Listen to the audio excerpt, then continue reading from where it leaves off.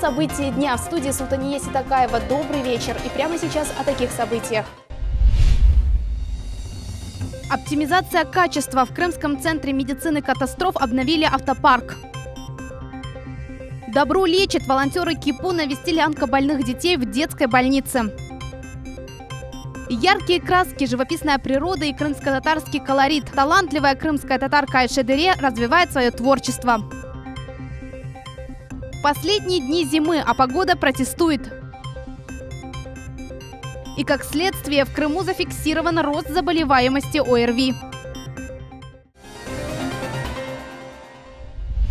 Условный противник уничтожен. Разведывательные подразделения армейского корпуса Черноморского флота отработали задачи против условного врага в тылу.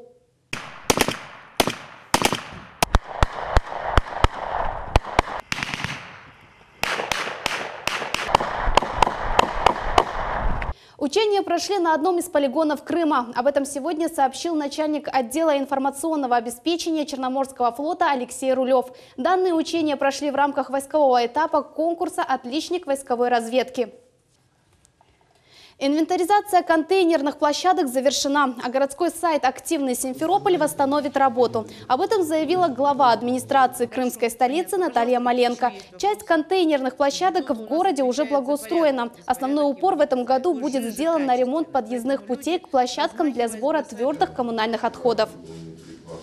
Эту ситуацию откладывать нельзя. Это не та ситуация, когда детскую площадку, например, можно поставить сегодня или через 3 месяца. Это то, с чем каждый человек сталкивается каждый день. И недопустимая ситуация, когда люди не могут подойти к контейнерной площадке, вынуждены, так как я уже сегодня озвучивала, просто перебрасывать через грязь к контейнерной площадке твердые коммунальные отходы. Поэтому этим занимаемся сейчас очень серьезно. В Крымском центре медицины катастроф обновили автопарк. Совершенно новые автомобили скорой медицинской помощи поступили в распоряжение полуострова. За торжественным вручением ключей наблюдал Руслан Минаев. Дефибриллятор, аспиратор, кардиомонитор – современная медицинская аппаратура внутри новой «Газели», которую получил Центр медицины катастроф. По скорой помощи, то вот сейчас мы долго готовили эти соглашения с правительством Российской Федерации. Согласно этим 4 соглашениям получили 26 машин скорой помощи. Всего за 5 лет нахождения в Российской Федерации мы получили 258 машин. Почти 300 новых машин скорой помощи Крым получил по программе федерального Минздрава. Реанимация на колесах с повышенной проходимостью. Клиренс, дорожный просвет, выше обычного. Это поможет бригаде медиков добираться до самых отдаленных участков полуострова. В Российской Федерации существует регламент работы автомобиля скорой помощи, это 5 лет.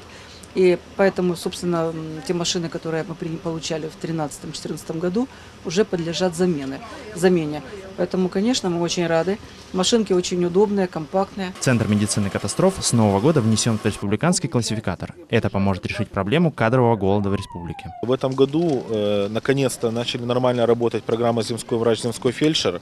Предусмотрено при первичном трудоустройстве 1 500 000 пользуясь. Это компенсация коммунальных услуг для людей, которые работают в сельской местности. Мы все списки на 2019 год подали. Порядка 50% коммуналки будут списаны за счет бюджета. Компенсация арендного жилья. Это главная проблема, которая была. Наконец-то мы получили нормальный работающий механизм в этом году. У нас появилась возможность местным республиканским специалистам добавлять порядка 20 000 на аренду жилья, а те, кто приехал с материка, до 30 000. Нововведения помогут существенно улучшить работу станций скорой помощи, чтобы пациенты получали своевременную и качественную медицинскую помощь вне зависимости от места проживания. Руслан Минаев, Владислав Кравцов, телеканал «Милет». Мозговой штурм. Впервые в Крымском федеральном университете имени Вернадского обучаются муниципальные и государственные служащие. 16 региональных команд презентовали проекты по развитию полуострова до 2025 года. В Крыму формируется университет чиновника. Формируется он, почему уникален, потому что программа большая, она на целый год будет растянута. В нее будет втянуто большое количество, 4000 чиновников Крыма. Это постоянный такой кругооборот. Это уже будут готовые специалисты, которые будут понимать, что такое живой цифровой регион и что такое открытость любого чиновника для населения крымчанина, будь это в поселке, городе, районе или в правительстве республики. Добро ради улыбки ребенка. Группа волонтеров Крымского инженерно-педагогического университета навестила онкобольных детей в детской республиканской больнице имени Титова. В благотворительной акции приняла участие и наша съемочная группа. Пожалуйста. Договорились. Смотри, у меня есть простая монетка, я ее беру и... Испарившаяся монета, угаданная карта и телефон в воздушном шаре. Дети реагируют с изумлением. Да, работает. Все, кроме Данила. Все-таки я к такому уже привык. Просто у меня бабушка живет в Ялте, и там на улице этого всего все смотрят вечером на фокусы. И как бы я уже этим не удивляюсь. А вот театр теней и танцы мальчику понравились. Родители больных детей обрадовались приходу волонтеров не меньше. Говорят, это помогает отвлечься от процедур. Это большой позитив. И все детки радуются таким мероприятиям. Подарки не обязательные. Именно внимание, потому что вот это внимание, оно способствует выздоровлению. Это первая акция волонтеров в КИПУ. Инициативу проявил первокурсник Иван. 7 лет назад врачи обнаружили у него опухоль головного мозга. 2 нейрохирургические операции, осложнения после, стали причиной новой мечты. Несмотря на сложность моего заболевания и неутешительные прогнозы на будущее, я решил не сдаваться. Теперь мечта всей моей жизни – это выучиться и стать хорошим психологом, чтобы помогать детям и людям, оказавшимся в тяжелой жизненной ситуации. В группе волонтеров как студенты, так и преподаватели обещают навещать больных детей регулярно и в больнице, и в будущем центре реабилитации при университете. Фатиме Сейдаметова, Эльдар Заитов, телеканал Милет.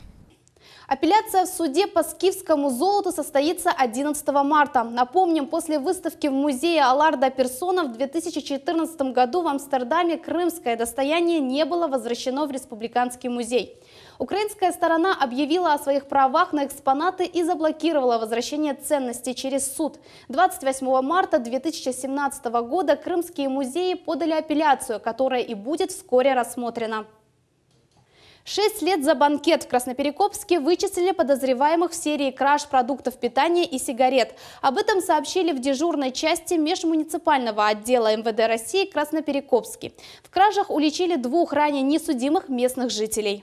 18-летние и 19-летние приятели под тяжестью улик признали свою вину в кражах, пояснив, что проникли в торговые помещения путем повреждения крыши. Следственным отделением межмуниципального отдела Красноперекопский возбуждены уголовные дела по признакам преступлений, предусмотренных частью 2 статьи 158 Уголовного кодекса Российской Федерации.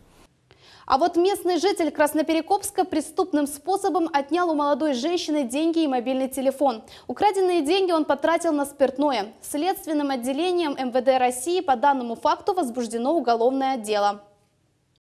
Следствием по данному факту возбуждено уголовное дело по признакам преступления, предусмотренного частью 2 статьи 161 Уголовного кодекса Российской Федерации.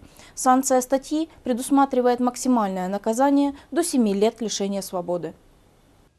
Зима прощаться не спешит. За последние сутки на полуострове в результате непогоды в травматологическую поликлинику обратилось более 500 граждан. В результате ДТП десятки машин откинуло на обочины дорог. Как долго на полуострове продержится снежная погода, смотрите в сюжете Фатиме Сейдаметовой. Регистрация, осмотр у врача и боль в спине. 23 февраля, возвращаясь домой, Роман стал жертвой гололеда. На самом деле упал на спину. На следующий день... думал, это простой ушиб, мужики к врачам как в самый последний момент обращаются. Думаю, на сегодня надо обратиться, то есть пришел сюда в больницу. Диагноз – ушиб поясничного и крестцового отдела позвоночника. День защитника Отечества выдался самым холодным днем за последнюю неделю, констатируют синоптики. Преподнесла сюрприз нашим мужчинам. Была зимней такой, по-мужски такой суровой. Пронизывающий ветер был холодный, низкие температуры. В общем, зима старается удержать свои позиции. А вот любителей зимних видов спорта обильные снегопады, морозы только порадовали. Вот такая погодка нас встретила 23 февраля на Ипетре. Для водителей гололед стал настоящим бедствием. Это вообще ненормально. Зачем ты выезжал, товарищ? Не обогнать тебя, ничего.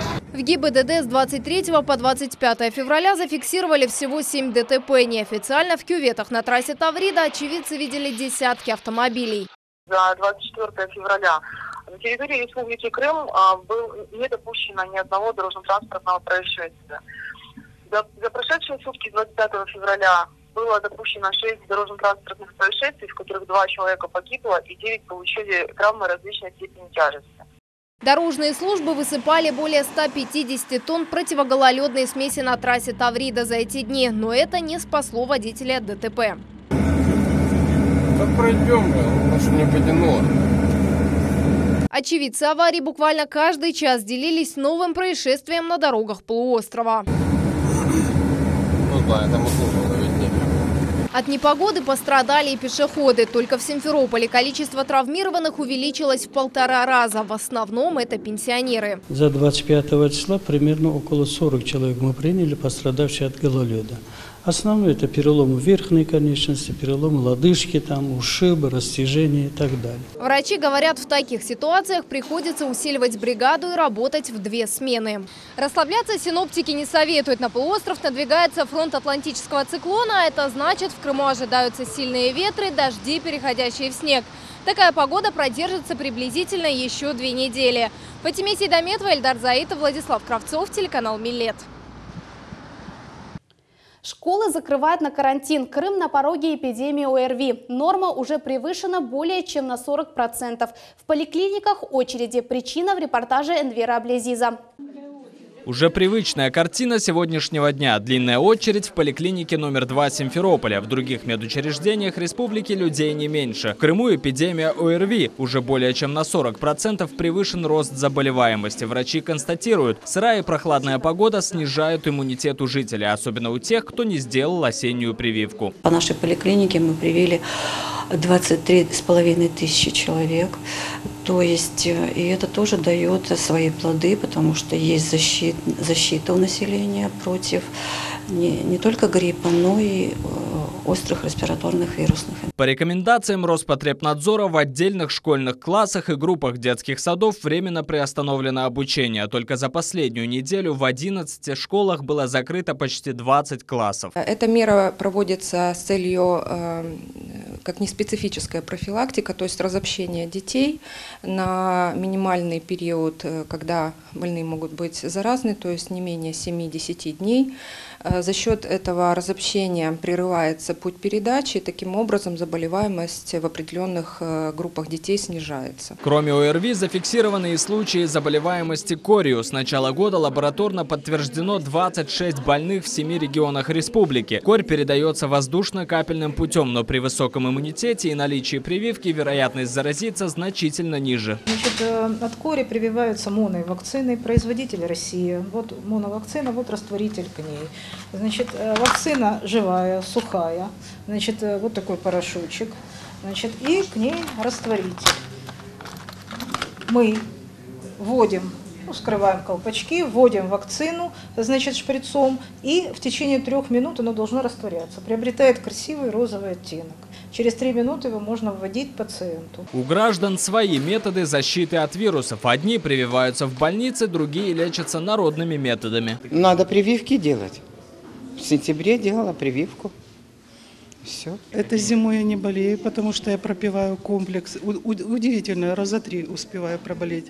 Я витамины группы В пропила, хром, цинк. Я думаю, что мне это помогло. Спасибо врачам, что они за нами следят, смотрят, чтобы мы не болели. Мы так и не болеем. Несмотря на высокие показатели заболеваемости в Крыму, ситуация в целом стабильная, отмечают в Минздраве республики. Показатели сравнимы с цифрами прошлого года. Энвер Аблезиз, Дмитрий Низовой, телеканал Милет. Талантливая крымская татарка Айше Дере известна персональной выставкой «Родной земле многоголосья», которая прошла в сентябре прошлого года. Это стало для нее новой ступенью в творческом развитии. Чем сейчас живет юная художница, узнавала Севиля Миметова. Яркие краски, живописная природа и крымско-татарский колорит. Это все вдохновляет молодую художницу к написанию картин. Любовь к искусству у девушки проявилась еще в детстве. Есть хороший потенциал, вот ее распирают творческие какие-то идеи, мысли, и это очень хорошо. Пускай. Главное, вот мы с ней уже не раз говорили, что это надо поддержать какими-то академическими хорошими навыками, чтобы уже не мешало ей вот это какое-то неумение воплощать в жизнь интересные идеи свои, чтобы у нее диапазон творческих возможностей был максимальный. Айше Дере учится на керамиста, но при этом еще работает со стеклом и графикой. На вопрос, что же нравится больше всего, отвечает так: просто творить. Есть определенные люди, которые меня очень вдохновляют. После общения с ними я прихожу домой, беру вот такую вот огромную кисть и начинаю вот наводить такой вот красками, такой вот немного хаос, но это все более направлено в положительные какие-то моменты. А музыка. Меня всегда очень вдохновляет музыка и люди, которые... Вот я, допустим, не могу что-то сделать, да, я сажусь, либо я хожу и слушаю, как кто-то играет, либо я играю сама, либо я смотрю какой-то концерт. На данный момент в ее копилке более 50 работ, чаще рисует с натуры. Каждое произведение вкладывает частичку себя. Зимний снежный день – самое время вносить яркие краски на холст. Айше Дере – юная, талантливая художница, внутренний мир которой отражает всю цветовую гамму. Любимый стиль художницы – эмпаста, наложение красок друг на друга. Это сразу видно по ее работам. Очень творческая натура. Она в любую минуту, пока не закончит свою работу, не ест, не пьет, такая вот. Любит очень наш крымско-татарский национальный колорит, она любит сильно, и у нее это очень хорошо получается. Я очень рада, что у нее это получается. В будущем Айше хочет стать не просто художником. Мечты у меня всегда были открыть свою студию художественную. Там вот, где люди бы именно приходили и наслаждались процессом работы, делали то, что бы им нравилось. Неважно, там дети, взрослые, то есть ограничений в возрасте бы не было абсолютно. Но и это еще не все. В ближайших планах художницы показать свои работы ценителям искусства за пределами Крыма. Севелия Меметова, Магомед Нестуров, Владислав Кравцов, телеканал Милет. Ежедневно мы информируем о самых актуальных новостях Крыма. Если вас беспокоит проблема, либо есть социально важное достижение, сообщайте в нашу службу новостей по номеру и электронному адресу, который вы видите на своих экранах. Это все новости на сегодня. Оставайтесь с телеканалом Милет. Хорошего вечера.